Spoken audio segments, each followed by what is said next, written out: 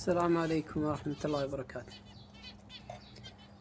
طلع علي شغلة إني أسويها واستفيد منها وأفيدكم فيها، وهي إن فضلات الطيور مع البذور المتساقط من حوض الأكل إني أستفيد منه، وضعته في حوض زراعة مع تربة وسقيته ماي. شوفوا نبت، وكل ما طلع الزرع أكلها الطيور يستفيد منها. شوفون الزبرة هذا نتفته تنتف، ما تطلع ورقة إلا كذا ما شاء الله.